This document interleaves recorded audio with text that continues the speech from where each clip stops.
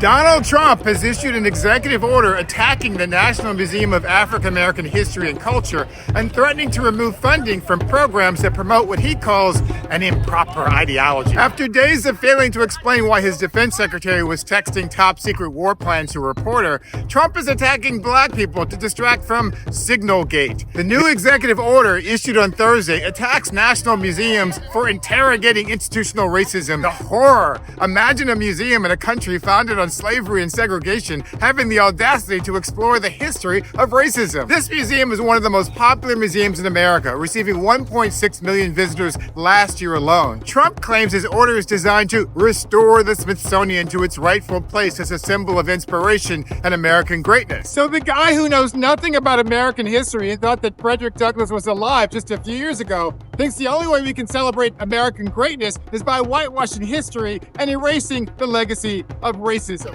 So what does this executive order do? Nothing! Yep, you heard it. It does absolutely nothing except to distract from his SignalGate scandal, stir outrage from black people, and convince his white MAGA supporters that he's sticking it to the colors. The order says the vice president, in consultation with a bunch of other people, shall work to effectuate Trump's goals through his role on the Smithsonian Board of Regents. All this does is tell J.D. Vance to be an on the Board of Regents that governs the Smithsonian. There are 17 members on the board, including several prominent Democrats, and J.D. Vance is just one of them. So he has no authority to make this happen. The order also says the vice president and the OMB director shall work with Congress to try to stop funding from programs that divide Americans based on race. That could have been an email or a public group chat. All it does is tell J.D. Vance to try to get Congress to cut funding for black exhibits that Trump doesn't like. The order does not cut funding for this museum or any other museum in the Smithsonian,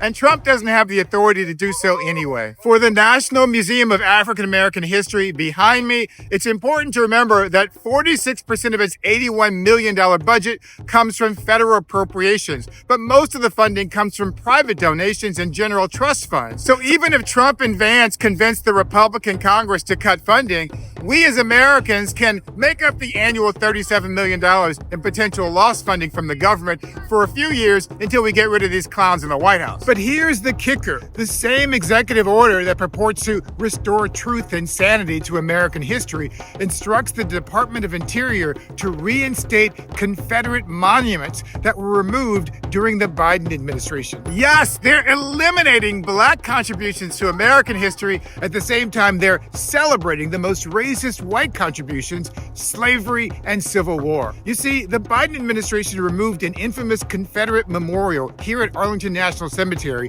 and renamed military bases that had been named after Confederate generals. For those who don't remember history, the Confederates were the bad guys in the Civil War who broke away from the United States to preserve slavery. Trump doesn't like them being portrayed as bad guys. So let's review here. Trump's executive order does nothing to the National Museum of African American History and Culture except get people talking about it, which means it's all a distraction from the scandal over the Yemen attack, which itself was a distraction from the economy, according to Pete Hegseth's text message on Signal. This guy is like the opposite of Commissioner Gordon turning on the bat signal in Gotham. Whenever Trump gets in trouble, he turns on the chat signal, and all of the racists in MAGA world come running to his defense.